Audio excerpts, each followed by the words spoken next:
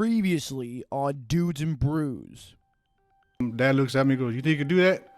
And I'm 7 or 8, and Dad asked me like, "Yeah, sure." It didn't get good for me as far as like really liking boxing until I got with Cookie. Second round came around, I hit him with the right hand, I knocked him out. 11 years old, he's out cold. I was already known as a guy who can hurt people. And at that point is when I realized, yeah, I just gotta listen to my corner. Come January, my coach was murdered. And he was doing all this for us when he didn't have to. And my mom asked me too, and she goes, "What are you gonna do?" I said, "I don't know, Mom, it's just kind of," he goes, "Well, what do you think he would want you to do?" He goes, "Well, he want me to keep fighting because that's what we had planned, That night, he was wearing that pony suit, the top. And that's what he got shot in. And she gave it to me. She said, "I want you to have this because the one thing that Cookie always said, he goes, you're going to be his first national champion." At 15, I won my first national championship.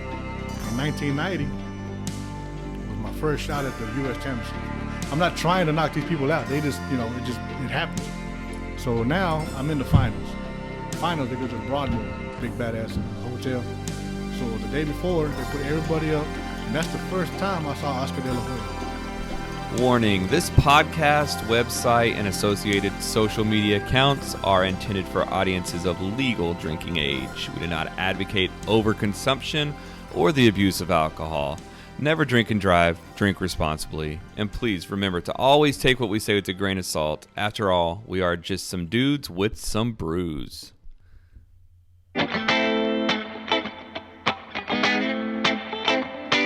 We started out by crawling out from under the thumb of the man. The lovers of God with dad bods just trying to feed our fam. Go sit right there and grab a beer, you know just what to do. Throw it back, get hammered, and listen to Dudes and Brews. So now I'm in the finals in 1990. And we everything we did was at the gym right there in Colorado Springs at the limit trainers. But you go to the finals, they go to the Broadmoor, big badass hotel, ice rink. They covered it up, and that's that's where we're gonna fight. So the day before, they put everybody up. It's gonna be in the finals because it's a televised event. So some people are gonna be on there. They're just kind of telling you what's gonna happen. And that's the first time I saw Oscar de la Hoya. Y'all might not know who he is, but he's one of the baddest motherfuckers ever get in the ring. Oh, yeah. I know who he is. He's 16. I was going to say, I don't know why you say that, legend. but go ahead. Yeah, he's a legend. At the time, he's 16 years old. He's that young. He's 16 years old. I'm 17, but he's 16 fucking years old. And he had already won the National Golden Gloves. And everybody knows who this kid is. He's sitting up, which just look fucking weird because he's sitting up a little higher with a fucking porno mustache. yeah. But he's a little, like you say, and everybody looks up like, "Hey, man, that's Oscar." And he goes, "No, man, that's the truth right there. That's the dude right there." At that point, at 16 fucking years old, everybody knew that he was the guy. You see what I'm saying? Yeah. Mm-hmm. So, everything else behind, at 16, everybody was looking at him already. I was like, damn, okay, And so they tell us about this fight, everything's going to happen, everything, this happened, whatever. And now I would have damn, I was going to see Oscar fight, because I really didn't get to see him fight because, like I said, I'm fucking big in my last fight. I'm in the back, can't see shit. So I'm fighting a guy from the Navy. This is my last fight, fighting a guy from the Navy named Greg Richardson. And my dad said, "You know what? These motherfuckers don't think you can box, so just in case my dad cusses a lot, So these motherfuckers don't think you can box, so let's give him a boxing show." I'm like, okay. So I go in there, first 2 rounds just boxing, just jab 1, 2, just moving around, just doing my thing. And I wasn't a big mover. I was quick on my feet, but I didn't, I don't dance. I'm too fucking big for that. So and I was working them and go to the corner, 3rd round. Dad looks at me and goes, "What do you think?" Like, "Well, get him out." Okay. So next round comes, about 30 seconds, tot. That was it. It's over. My dad said, "Fuck these son of bitches. They don't think you can fight. That's on them." So, but I won it. I won the tournament. The biggest accolade I've ever had in my boxing career, from point on and even afterwards, is that in the heavy divisions from 165 to my division, I was voted the most outstanding boxer, which is fucking awesome. At the U.S. Championships, you see what I'm saying? I ain't won that. I couldn't win that at a local tournament, but the U.S. Championships, I won most outstanding boxer. I still got the trophy. That shit means a lot. And the one thing that me and Oscar De La Hoya have in common is that fucking trophy, because he got one that day too. Wow. Oh, that's cool. If he got one, this guy named Emmett Litton got one, and me. I'm like, hey, we're always gonna be there. You know what I'm saying? Yeah. We're always gonna have that together. But yeah, that's how it kind of like after that. That's when you started going to all over the world fighting for the U.S. and everything like that, which is, like I said, it was just pretty cool. And that's how. So is it at that point you were on the U.S. Olympic team at that point? I was on U.S. boxing team. Oh, okay. The Olympic team was 92. Okay. So, which is different. The U.S. does it different than almost any other country, because most other countries, when they pick the team, they got a team for about 2 years, and they just work them and make them team. Here, you get a shot at 92. If you ain't done shit for 2 years, in 92 you go in there, you win, you go on an Olympic team. The guy named Pepe Riley who did that. At 147, nobody, they knew who he was, but he hadn't fought in a couple of years, so like they thought he was gone. He comes in 92 and whoops that ass. He's on the Olympic team, you know. Wow. that's how it happens. Yeah. You know? Like, damn, where'd he come from? Like, well, California. That's all he did. But that's what it was. But that's when you started getting, like, see, I didn't graduate high school, but 1990 would be my graduating class, basically. Like, so all them people there, they kind of, you kind of stick around. You learn who they are and everything like that. Mm-hmm. And like De La Hoya and all these other guys, Shane Mosley, all these, people. Yeah. So, we'd go to different places. And So Sugar Shane Mosley was on the same team with you? Mhm. Awesome. Sugar Shane was at 132 at that time. And at that time, I don't know how he did it. De La Hoya was, he was 16 as a 125. De La was almost 6 foot tall. Mhm. Like, damn. At 125 pounds? Yeah, because he was like Wow. Beanpole. He was, Yeah. about, he was about 5'10", 5'9", 5'10" when he fought in the 16. But he was 125 pounds. Like, God damn. Dang. So no wonder this guy didn't have a shot. He beating the shit out of him. and Sugar Shane was at 132. And I had there was some, so I had those a lot of guys that, they had, as pros came up and made names, Hall of Famers basically. Yeah. Right. And but back then he was just Oscar. I didn't care. And He was just another guy on the team. I'll tell you a quick story about Oscar. In what was it, 90? I think it was later on in 91. We're getting ready to go fight in Las Vegas for a chance to go to Goodwill Games. The Goodwill Games were like back in the day were like the Olympics, but they did them in odd years, like 91, 95. It's just kind of weird, but they were just they were trying to be like the Olympics. So we get ready. We fought in Vegas. Now they send us to Fort Huachuca, Arizona, which is the oldest army base in the country. It's an old ass army base, and it's like 4 miles from the goddamn border. And this is how old the barracks are. The barracks don't even have complete walls. They got very top is like this much in between. You're like, damn, you can you go across this shit. That's how old this place was. And De La Hoya is my bunkmate. He's in my room, my roommate. Before we get there, see, everybody gets there at different times, So I got there and I got in my room. And there's another bear. I go, who's in here? He goes, De La Hoya. Okay. I said, what is he? I don't know. So he finally shows up. He sits down. He's all all down. Like, what the hell's wrong with you? Man, I lost all my money. Like, you just got here. He goes, man. He goes, nah, because I got here like at 3. Well, how the hell did you lose your money? Fucking dice. I'm like, God damn. He went and shot dice with a bunch of army dudes, and this guy named Michael DeMoss was a Marine, but he was on the team, and $600 just gone. I'm like, what? I go, and we get $85 a week for per diem, Yeah. So I'm thinking that's what he was talking about. So he goes, man, I lost $600. I was like, how the fuck? I go, who the hell you get $600? He goes, and like I said earlier, if there's a professional person who wants to back you, they can back you anytime they want, because there's no thing for that. And the guy named Shelly Finkel, who's still in boxing now, was the one who wanted to sign him when he turned pro. So he gave him some money, gave him $500. And he lost it within 45 minutes when getting like, damn, dude. Because, man, I go, well, call Shelly. Man, I can't do that, man. He just gave me some money. I was like, dumbass. and so he was broke. So he took that and the per diem and lost it all. And almost all of it to Michael DeMoss. Almost all of it to him. So for a week, this dude had no money. He didn't take no pants or nothing like that. He just had warm-ups, you know. And they had the PX and everything there. And he's like, hey, you think you can buy me some pants? I said, fuck no, I ain't gonna buy you no pants. What am I gonna buy you pants for? He goes, man, I ain't got no pants. I said, what you bring? No, I just warm-up stuff, just, you know, the workout. So what the hell? He goes, well, I was gonna buy some with the money. I'm like, man. I said, fine, dude. So I actually bought that dude a pair of pants at the PX. Ugly ass pair of jeans. But, you know, he can't stand there and bought him nothing. but it was just funny because he's like, man, I ain't got nothing, man. I'm like, stupid. And I met this dude named Bradley Martinez. He was actually based there, you know. That's where he was at. But he was also on the boxing team. And he's the only dude that actually had a car because he was there. He was a little badass little Supra. So now you had the biggest Mexican people ever seen, me, at 230 pounds, and the smallest Mexican on the team, 106 pounds. We're hanging out. We're driving around everywhere, you know. Every time we go to town, hey, let's go. Let's go. And, you know, one time I went with KFC because I'm a super heavyweight. I don't care about weight.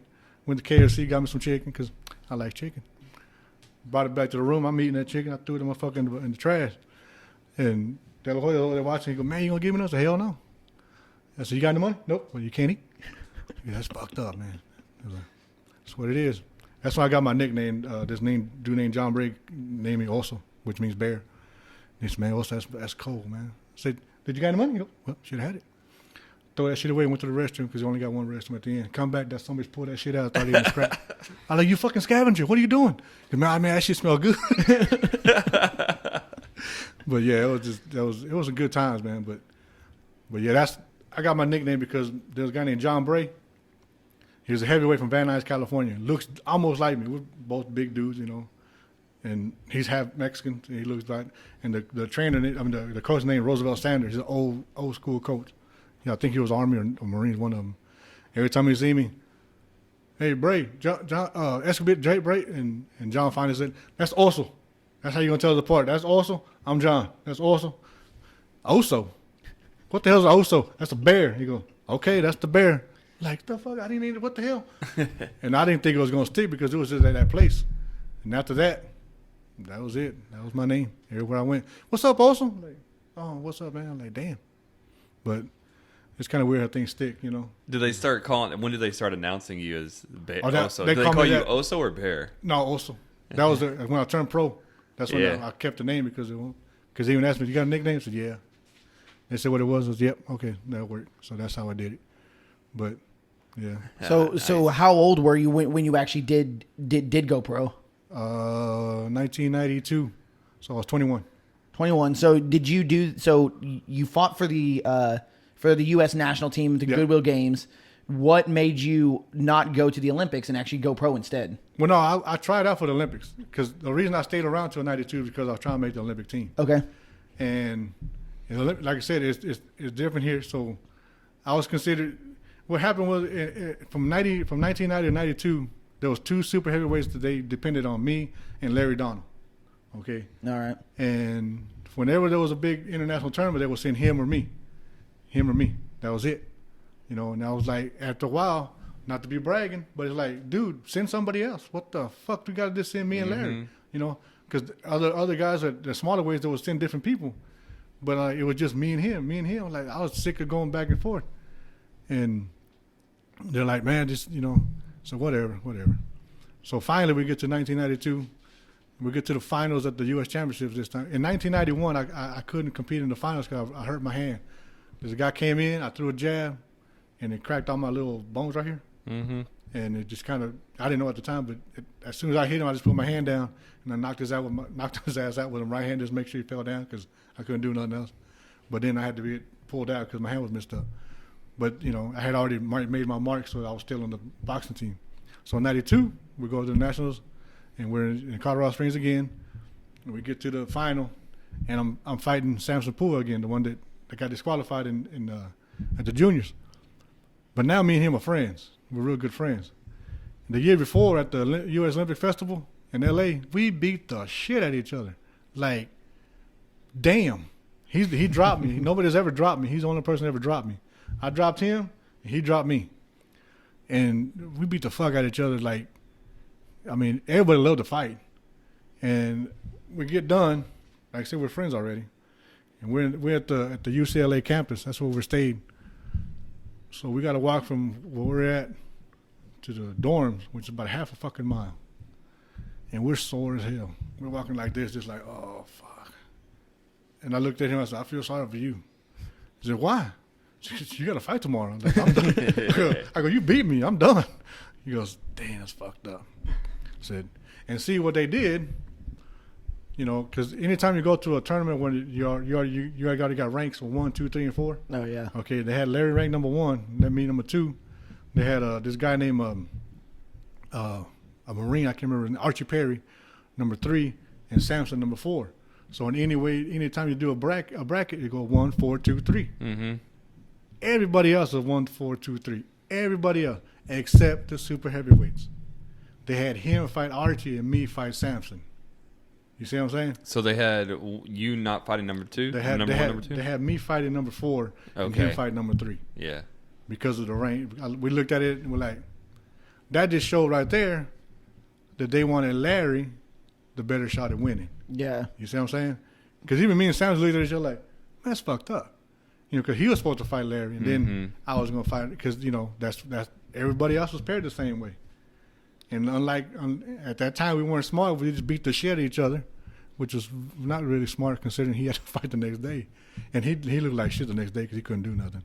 But that's when we kind of learned that, yeah, we better just.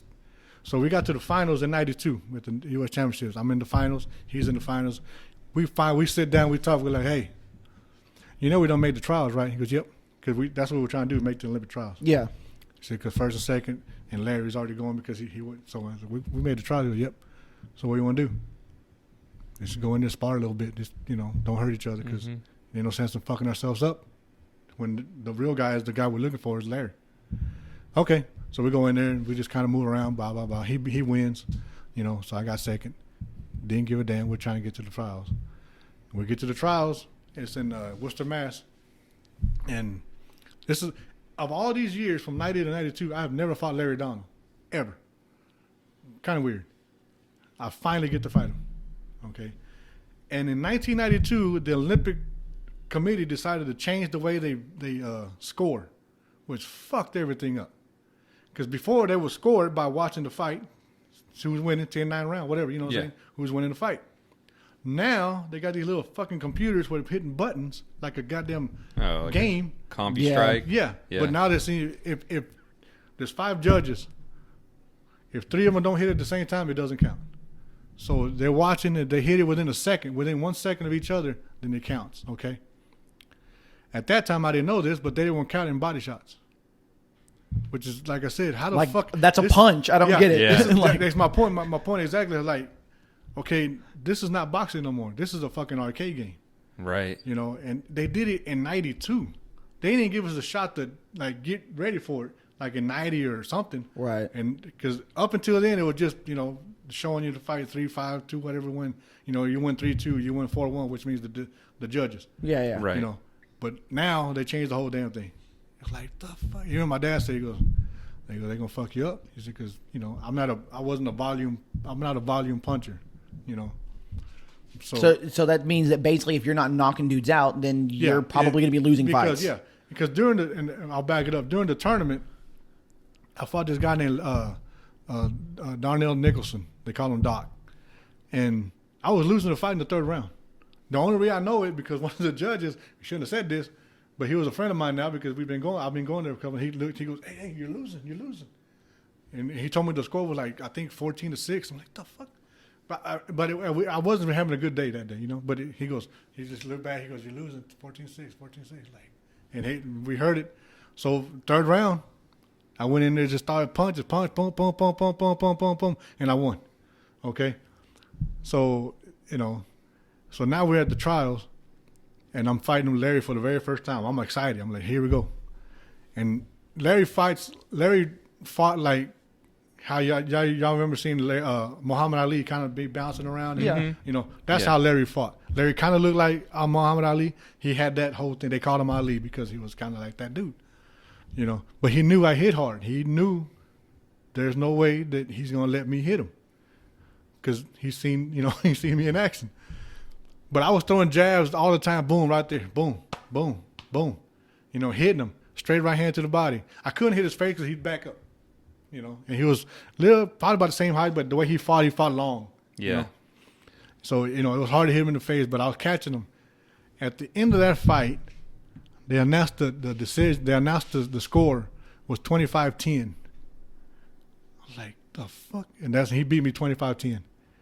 So every punch I threw to the body, not one counted. Oh, not dang. one.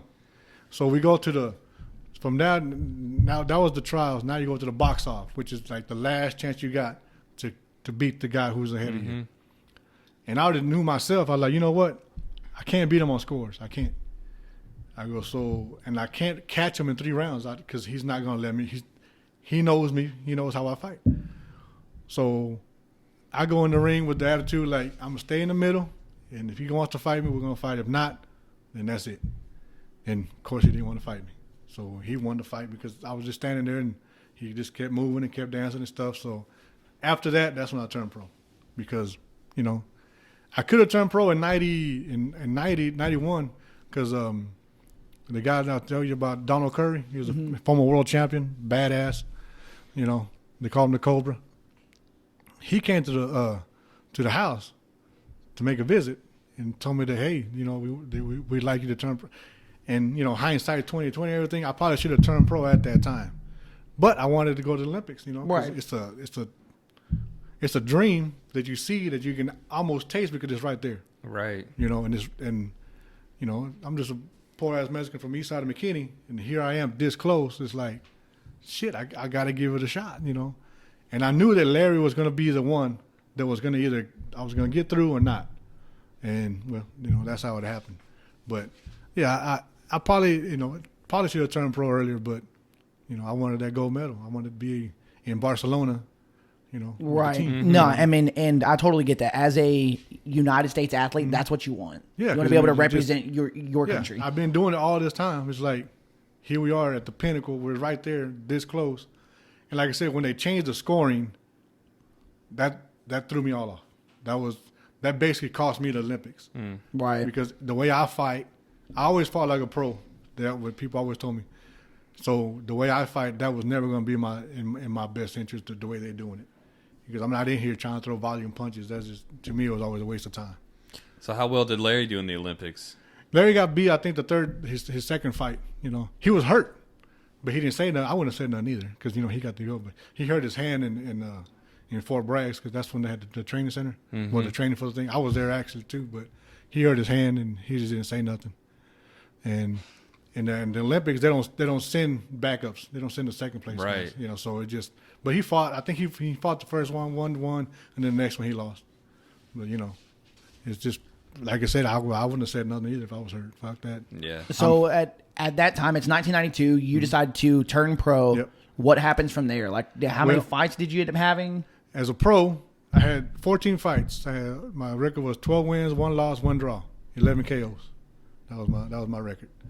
And I fought out of Fort Worth because that's where my trainer and my manager were from. So that's how it all kind of. Pro fights and amateur fights are way different. I love pro fights. The atmosphere of it is just fucking awesome. Because even my first fight was in Oak Cliff at the Rocket skating rink. That's exactly what it was, the Rocket skating rink. But you're going in, and it's a whole different feel because these now you're getting paid to fight. Hey, maybe $400, but and it's dark and everything is all just looks weird. But you get in the ring. I always wore 12-ounce gloves. That's what they fought as amateurs. And now I'm fighting in 10-ounce gloves as a pro. But the 10 ounce is different because the smaller weights from 47 down fight in 8-ounce gloves, and then up they fight in 10-ounce gloves. But the only difference in the gloves is in the wrist, not the top. So this shit's still small as hell. So I had this guy named Paul Reyes who would wrap my hands. This dude was a fucking god when it came to wrapping hands. And he wrapped my hands, I swear. I just looked down and I closed them like, I felt like a superhero. That shit was awesome. I'm like, damn, this motherfucker is good. And he also trained on the Curry and all them guys too, so he'd been around the game. And I was like, and then to put that little ass sock on top of it, because that's basically what it was. and you close your hand, like, it's just, in all those years of fighting with the headgear, you don't realize how much you don't see, you know, because, the whole idea of the headgear is to try to protect you, but actually it does more damage than good because of the bouncing. Anyway. Yeah. Because I thought it was more for cuts, was it not? Well, it was. They do it because of the cuts and just because they want to make sure the fight goes on. You know what I'm saying? Oh, okay. And you're right, because the people were getting cut. But they were wearing different kind of gloves back in the day when they were getting cut. You know, they were smoothed out, you know, so things would get cut, you know, get a lot roughed up. But I get into the ring, my first fight a guy named Carl McGrew, a big-ass dude from, I can't remember where he's from, but I stopped him in the fourth round. But when you get in the ring as a pro for your first time, you put your hands up and you're watching, and now you can see everything. Because when you got those things on, it's almost like a horse with the blinders. Yeah. Because your headgear is just kind of like right here, so it just kind of limited where you're at.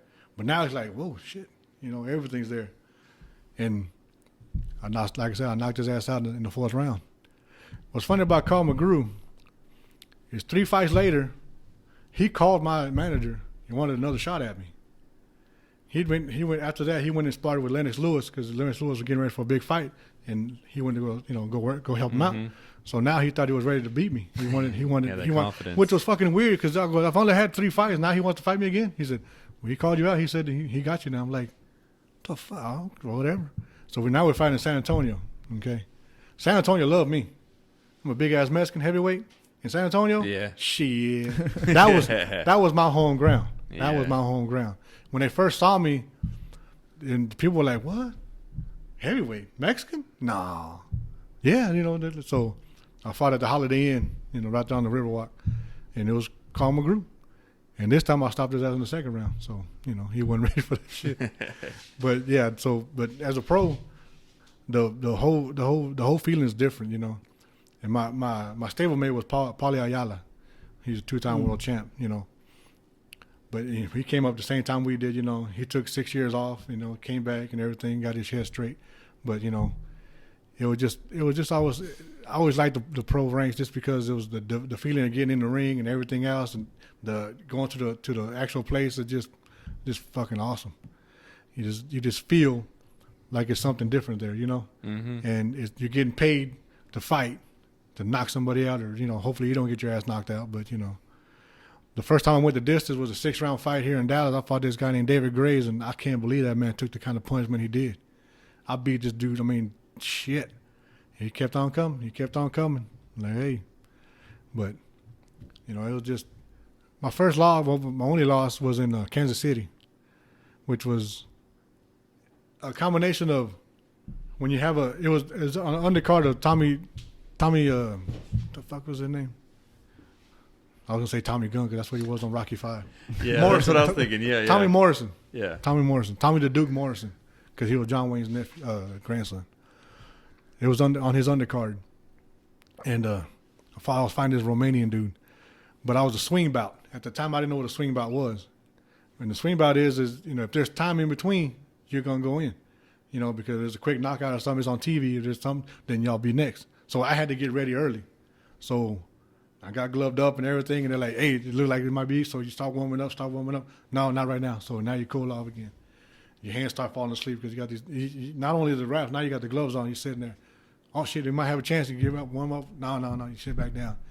I did this 3 fucking times, and that is hell on your mind and on your body, trying to figure out, you know, what's going on. You get cold, you get hot, and your mind's going crazy because all you do before a fight is think of every fucking thing that can go wrong in there.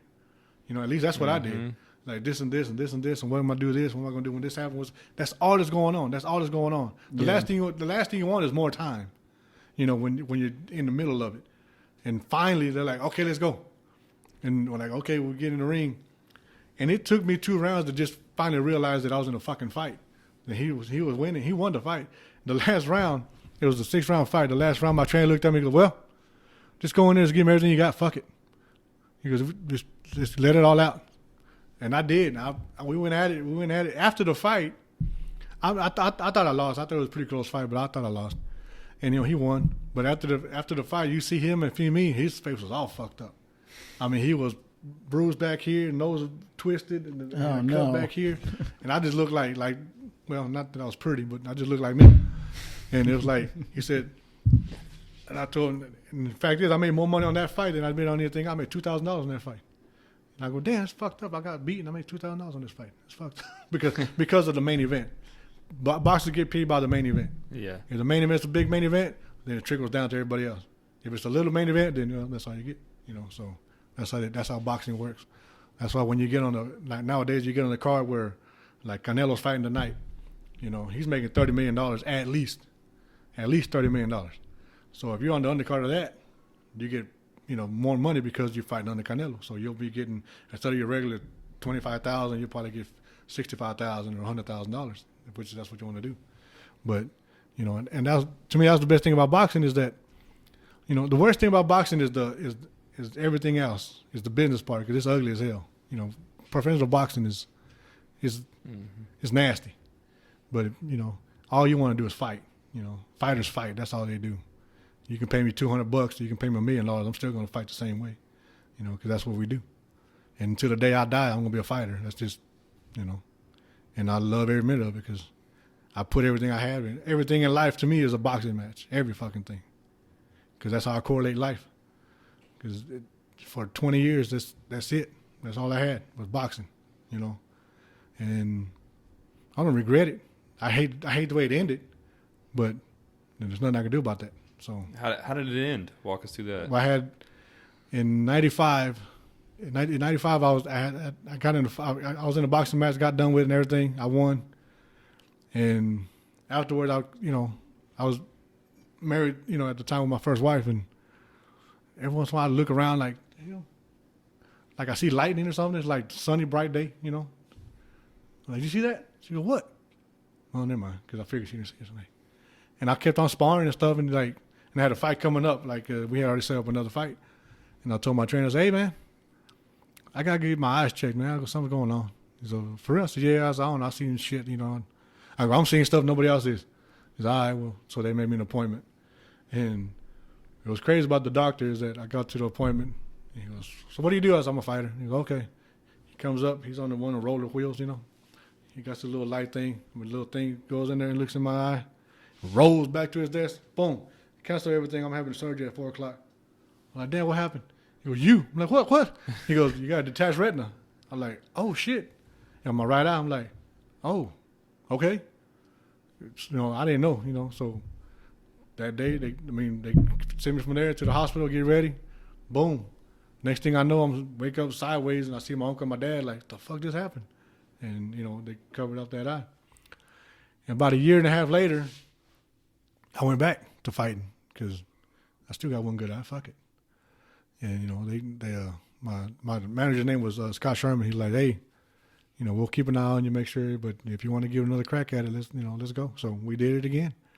And I won, kept coming back, kept doing my thing. And then I got to fight, I can't remember his name now, but my last fight, it was an 8-round fight. And once I got past this guy, if it was a good fight, then that's when all bigger things were starting to happen because, I'm already getting to that 10-round fight thing. And we fight, good fight. I gave him an 8 count, everything, but at the end of it was a draw. I got a cut. That's the first time I got cut. Boom. They thought it was a headbutt. I watched the video, and he threw a punch. It was weird because he threw it. I went back, and it just barely grazed me, but it cut my fucking eye. Just sliced my eyes wide open. But we didn't stop the fight. We kept on going. We fought it. And because of that, I had to go get my eye checked because of you get stitches and shit. They looked at my left eye, and they said, well, something's not right. I'm like, what do you mean? He goes, something's not right in there, so we got to take it to a specialist. I'm like, fuck. They take me to a specialist. The guy looks in my eye. He goes, well, in layman's terms, you got 4 holes in your eye. I'm like, the hell does that mean? He goes, yeah. He goes, it's not detached. He said, but your retina's barely held on. He said, so in layman's terms, we basically got spot welded back together with lasers. So for 4 different trips in 4 weeks, I had to go back and have them laser my eye back together, my left eye. Wow. So now I got the buckle on my right eye, and my left eye has the laser, got lasers switched back together. And that doctor told me, he said, the way your eyes are, he said, you probably shouldn't have fought after the age of 18. I'm like almost 30 now. Like, what do you mean? He said, your eyes can't take the stress of what you're doing. because my stigmatism was way fucked up. You know, right now I can't get glasses. I went to the eye doctor and they's like, "Oh, our lab can't do it." I'm like, damn, you know. So that's how bad it is. But anyway, and he told me, said the doctor said, "Yeah, you took a real big chance of probably losing your eyesight." And that kind of like, once it happened to both eyes, then I didn't have a choice, you know, because if I would have lost one eye, I could still see out of one. But now they say, you get another one to the wrong place, he goes, you're gone. It's done. Like, well, shit. Then that's how it all ended. And it took me, honestly, it took me till meeting my wife for me and God to be back on good terms.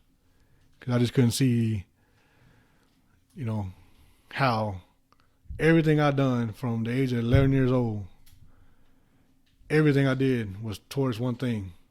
I didn't drink, I didn't smoke, I didn't do drugs, I went into fucking gangs, I didn't smoke weed. All I did was fight. That's all I did. And it's all I wanted to do. And in 2 seconds, it was gone. And there was absolutely nothing I could do about it. So yeah, me and God had I couldn't see the reasoning of what happened, because I'm a logical person. It's gotta make sense to me of what just happened. I don't get heated until I figure out what's happened. I've been angry 3 times, and all 3 times bad things happened. So I think things out, like what the fuck just happened to me, you know? And what's weird is that this all goes down, and I'm in Fort Worth by myself with a TV and a rocking chair, because at that time my wife, she done left. I'm just standing there like, you know, what am I supposed to do next, you know? But after 3 days, I was like, you know what? This fucking world ain't gonna stop because I'm not in it no more. So I just kind of had to buckle up and head back to the Mac. And the worst feeling about coming where I come from, I got great people who back me up all the way. But the ones who always wanted me to fail, they won. You know what I mean? Yeah. And that's a fucked up feeling when they're gonna have to look at you like, I told you we weren't gonna do it. You know, for whatever reason, they just know I didn't do it. So that makes them feel better about their lives. You see what I'm saying? Mm-hmm. That's fucked up. I always told him, I said, that's what my people do a lot, is that we put each other down for no fucking reason. You know, all we're trying to do is elevate, man. We're trying to get somewhere else. You know, I was this close to making things that I wouldn't be where I'm at now, you know, which I'm happy as hell now, but I was this close to doing things that nobody else had ever done. No other Mexican had ever done. Andrew Ruiz Jr. fought last year, was the first Mexican heavyweight champion of the world. I fucking sat right there and cried. I fucking cried because he was living my dream right there. You know what I'm saying? It was right there, and I was just that close, you know? And he had it, and he did it. It was fucking beautiful. This fat, pudgy-ass Mexican just beat the hell out of this dude. Mm-hmm. And I'm just sitting there crying because that was me. That could have been me. That should have been me, you know? And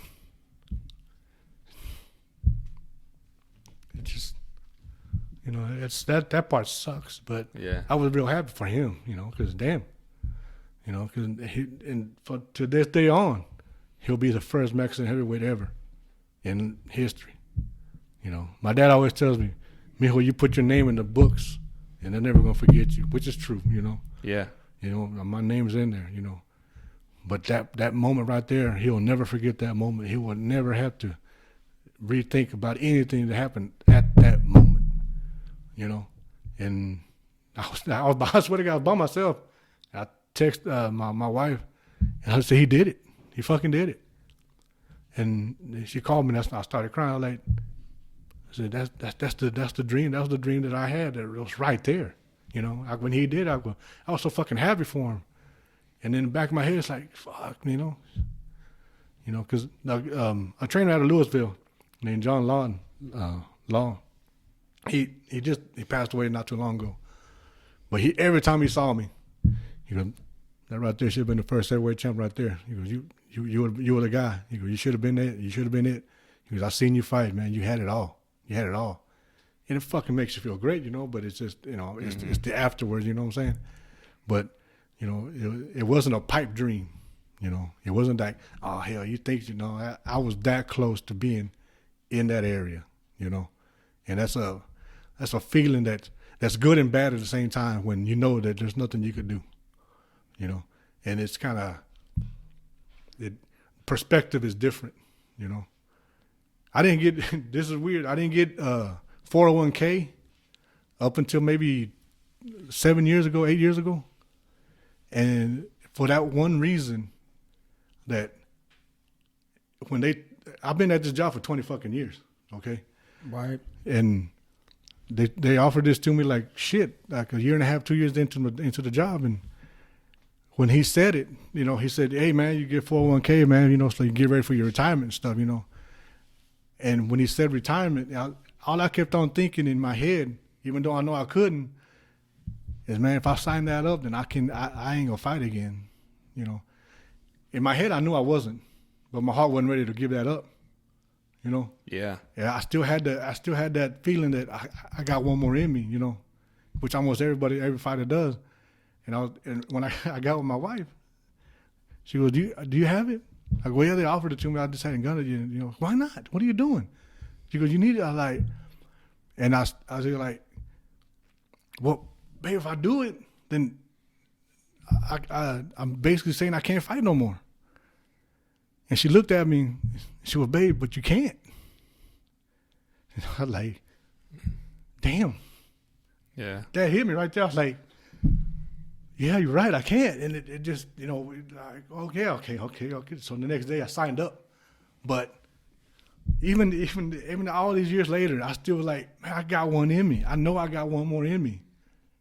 But I know I couldn't. Right. And she just straight up said, you can't. And I was like, fuck, yeah, you're right. You know, and, you know, that's where it was. And, you know, I watched the fights, you know, and I got friends who like I said, got world champions.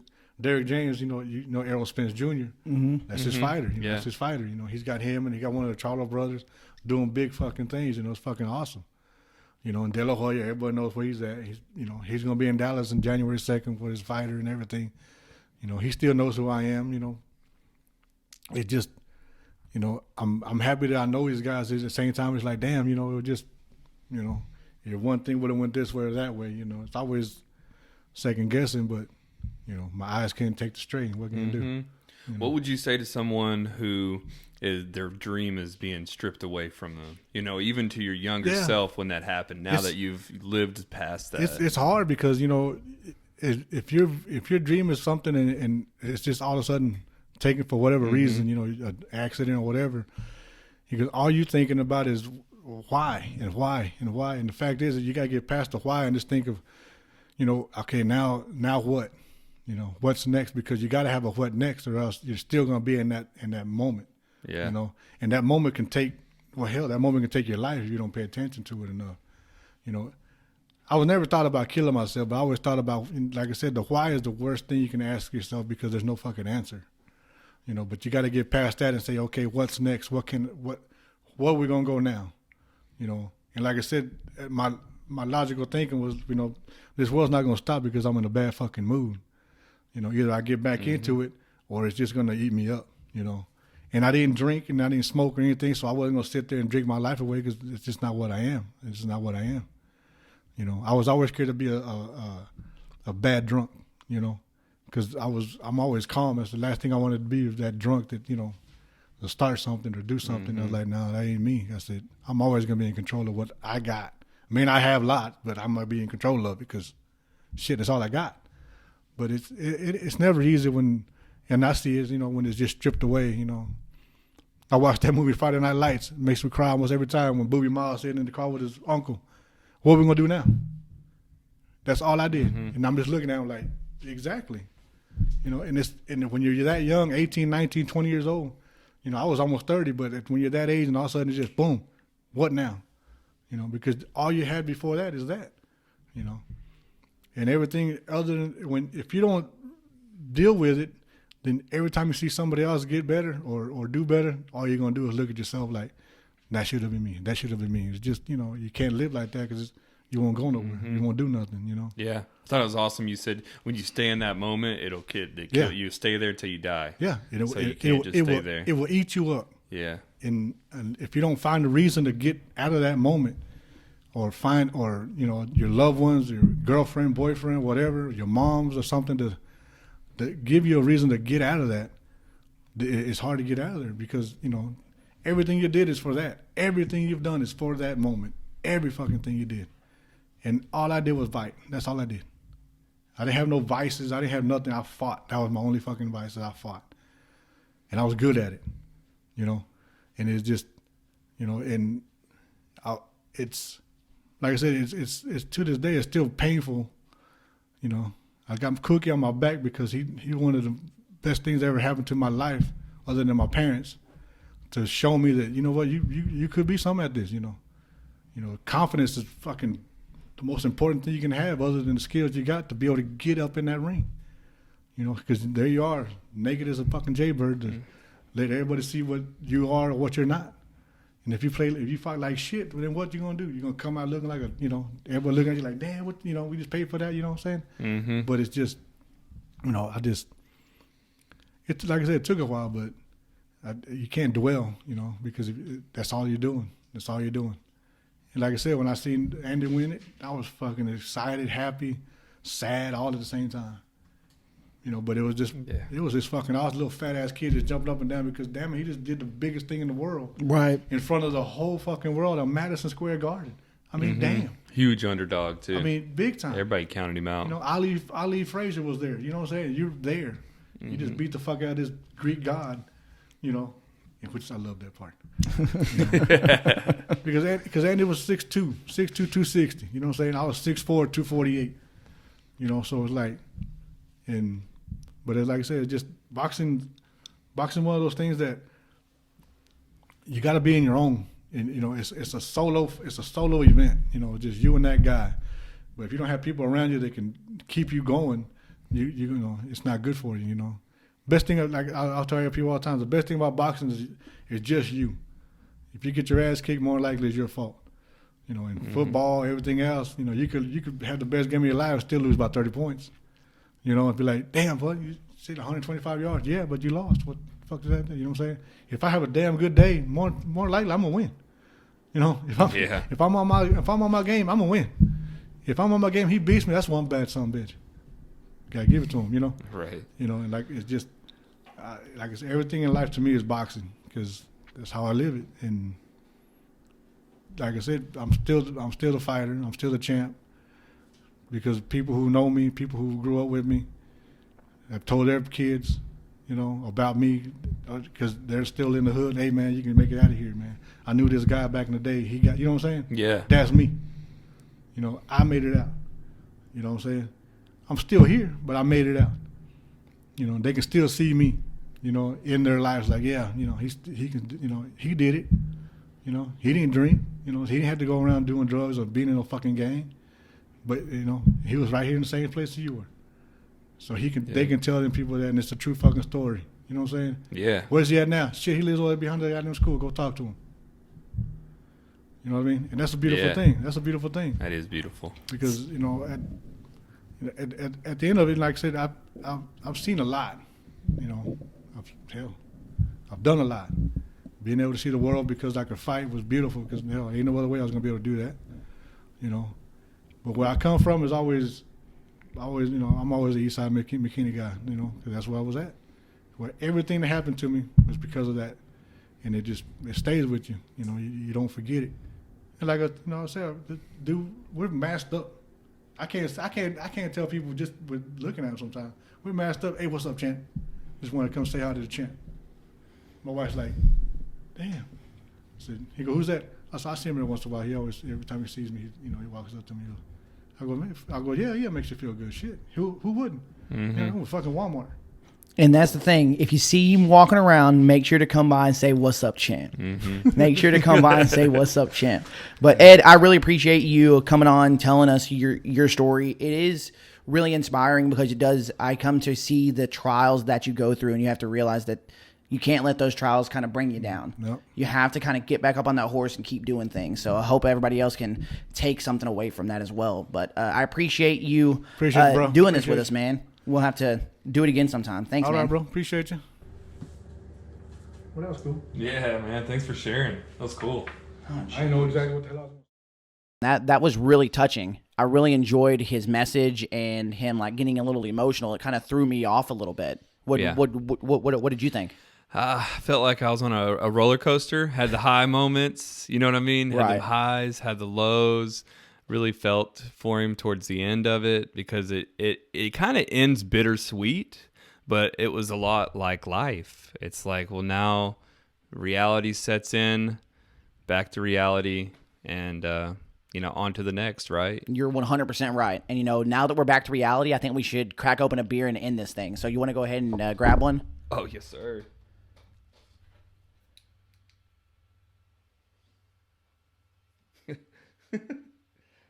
All right. Well, I don't know if that's working. All right, so we are going to go. All right, my man. So we are going to end it big with an all-bitter IPA by our brothers here in Sherman, 903 Brewers. Oh, this one is a triple IPA. Yep, this is their first triple IPA. I don't even think they have a double IPA. I think they just skip straight to triple. Have you seen a double? I'm not 100% sure if they have or not. Yeah. But, when you're going to get a triple, you can always expect that APV. So this one's coming in right at 9% alcohol by volume. Let's check this one out there then. I'm not 100% sure. I mean, I can guess the difference, but I don't know that I've ever really know what the difference in a regular old IPA, a double IPA, and then this is the first time I've ever even heard of a triple IPA. I don't even know if I know what the differences are. Do you? Not from a brewer's perspective, but from a consumer's perspective, it's like grassy, extra grassy, or triple grassy is what I normally would expect. Okay. Well, if that's what you would expect, that's not what I'm getting. Because this is something I'll drink again. A double IPA is a little bit too pungent, a little bit too like I'm out chewing on some bark. Mm-hmm. This one here is very well balanced. It doesn't punch me in the face. So I really wonder. I'm gonna see if I can find it here. Go ahead. Maybe it represents the bitterness. This is a really bitter beer, but it's not that grassy bitterness that I was expecting. It's not. It's good. I really enjoy it. So the can's throwing me off. It's not throwing me off. It's making my mind wonder about stuff because I like to get in my mindset and see if I can figure out what hops are in these, right? So it automatically makes me think it's going to be something tropical, like a Mosaic or a Anazaca hops. Mm-hmm. But let's see. Let's see if it says it on there. And we've questioned before what the West Coast IPA is. Yeah. And this claims to be a West Coast IPA. West Coast style. Okay. All bitter. So I don't know. I think maybe we're one step closer to solving this Scooby-Doo mystery of what a West Coast IPA is. All right. So this is actually giving me a little bit of information about the difference in an IPA versus a double IPA.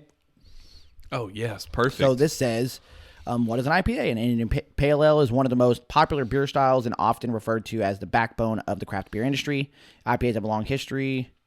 Okay, I don't care about the history of it. We looked at that previously. Mm-hmm. Yep. Let's see. It's the backbone. An Indian Pale Ale is going to be more hop prominent and slightly more bitter than a Pale Ale. Aromas of citrus, pine, and flowers are often present in a sip of an IPA. A typical Indian Pale Ale has an APV of around 6 to 7%. That's correct. So this all sounds pretty familiar. Yeah. But the characteristics of a double IPA are often richer in texture with a single Indian or richer than a single Indian Pale Ale with the additional malt also added, and the finished brew can have more of a caramel or toasted palate. Typically, double IPAs have more booze in them and usually have an APV of 9 to 10% or higher. Double IPAs can also take twice as long to brew. I like how they used more booze to describe Right. it. This one's got more booze in it. So it goes so triple, it's more boozy. It sounds like something your grandpa would say. Is that one of those boozy beers? Them extra booze? Oh, it's funny. All right. Oh, so this one actually says something about triple IPA. So there are breweries that have released beers under the style of triple IPA. The style is considered debatable by many other brewers. Triple IPAs tend to be even hoppier and contain higher APV than a double IPA. But the thing is, I'm telling you, I've had double IPAs and I'm not a fan. Not a fan. Typically, I'm not either, but this is good. I can see how it is boozier than an IPA. It does have more of that like texture. You know, it just seems a little bit more thicker. So I understand where it's fallen in the category, but maybe it's because it's not as florally. If that's a Maybe way it has to do with the describe it. hops. Yeah, because I mean they didn't use floral hops. It's good. Like I don't even know the name of it. I just used these yesterday. Chinook, maybe? I don't even know. But yeah, there are certain hops that are supposed to give off floral flavors. Yeah. I'm not getting that. No. And Up it's front, very it bitter. does come off tropical, but then you get that bitterness really comes real heavy on the back end, which is weird because most IPAs for me hit bitter on the front end. Yeah. Me too. Yeah. Me too. I like how this website called out that it's the backbone of the craft beer. Oh my gosh, there was a point in time where I was like, stop making IPAs. I know. That's what I was going to say. I was going to say, if you are brewing craft beer and you've never made an IPA, then it's almost like the rest of the craft beer industry won't accept you. They're like, you have to have an IPA before you can be in the club. Oh no, that's funny. But yeah, everybody has IPAs, tons of them. Even 903, they have a few IPAs. Dude, They've had a few. I'll tell you right now, my favorite IPA that they've ever done was called the Mythical Creature, and it was their second batch. They did a second batch of it. They ran out of some sort of hop, and they ended up replacing it with Azeka hops. Yep. And it gave it just that tropical feel that Creature needed. I'm telling you. It was the best IPA I've ever seen from them. Yeah. And it's ironic that that one's called the Mythical Creature, but this is a triple IPA, which apparently is a mythical creature because there's a debate on whether it's a thing or not. Some people believe in it, some people don't. Yeah, do you believe in the triple or not? So maybe it is just a double then. What's great is it pairs well with chicken fried steak, carrot cake, and flannel jackets. Man, it's a good We thing. both are rocking that flannel, bro. I Yeah, knew I we put it came on for a prepared. reason. Yeah, even though it's not a jacket, it's flannel. So yeah, look at all these IPAs from. Oh, see, like I remember these, dude. Do you That remember sugar the on Sugar top, on that Top? was the original. That was one of their first beers. I know it came out in bombers and those. Dude. Yeah, That's what got me into IPAs. That's what got me into craft beer. That one right Really? there. Yeah. Let's see if I can find. This one's not even on here, dude. No, it's brand new, man. It just came out like last weekend. Yeah, I know, but they always have their beers on here, and they don't even have the Mythical Creature on here, but maybe it doesn't have the word IPA in it. I even looked up All Bitter. Oh well, they're awful. I'll have to. Well, we're gonna rate it anyway. Yeah. Even though we can't find it on Oh, Untappd. so you can't rate it on there. Yeah, I mean I can't find it on here. That's an issue. It's not even on here. That's an issue. So I'm gonna have to email Jeremy and be like, "Hey, dude, what's up?" Yeah. We try to rate the beer. Oh well. Opportunity to say, check out the episode right. while you're at it. So anyway, so scale of 1 to 5, we're still gonna rate it because that's what we do. Yeah. But yeah. here, this is Good. one of the better IPAs. Honestly, it really is It's good. one of the better IPAs I've had in a while. I'm gonna give it a solid 4. Honestly, yeah. I'm going to go. I'll do 4 as well. Let's do 4. It's got that 9% alcohol to taste this smooth and to have 9%. Right. I'm going to give it a 4 as well. Right. It is really smooth. Yeah. Yeah. Oh, it does say here grapefruit, pineapple, and pine. Yeah. So, yeah. Some sort of citrus style hop, maybe a Citra. That big dank. Oh, wait. It says something about it. West Coast. It's a classic West Coast, all bitter. So apparently the bitter is what makes it. And look at that big, dank bitter hops are present from the nose to the finish, lending notes of grapefruit, what you were saying, pineapple and pine, a sweet and subtle malt backbone, supports the beer's punchy hop bitterness. After a long day, these IBUs will leave you feeling all bitter. So this one actually does show it has 100 IBUs. I wonder how high that is. I think it's as high as you can get. Well, we're about to find out because Yeah. I just Googled it, and it looks like I've got a thing here that says the hoppiest beers of all time. So let's see. Dogfish Head? 600. 658. Okay, all right, so it's not even close. All right. Dang. And that's number 10. Let's just scroll down to number 1. Forget about the rest of these. I would never drink these. Yeah, I would. What am I saying? Yeah, I would. I may not enjoy them, but I would try it. Wait, hold on. What's that? I like the that. Flying Monkeys. Oh, wait. I've had beer from there before. What's this beer, though? The Alpha Fornication. Never had that one, but I've had a beer from... coming in at 2,500 that brewery. IBUs. It gets to a point where it's just ridiculous. Like, I don't even believe that. You're going to say that you have a beer that tastes 2,500, like 25 times as bitter as this one is? So I think they're getting to a point where it's like, what can we do to make it have the most IBUs so we can hold like a record of some kind? No joke. Like, it's got so many IBUs that makes your lips chap. So here's the first one here.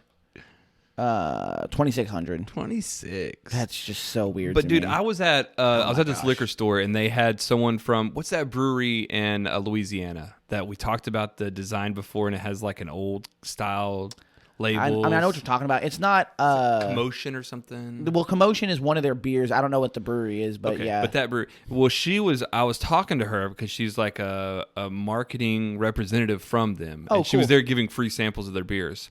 And I was asking about the IBUs back then. This was back when I don't think I've ever even knew what IBU stood for. So I was like, okay, so what's this IBU all about? Yeah. And she, long story short, told me that IBUs are BS and that it's not a real measurement. It's just a made up thing.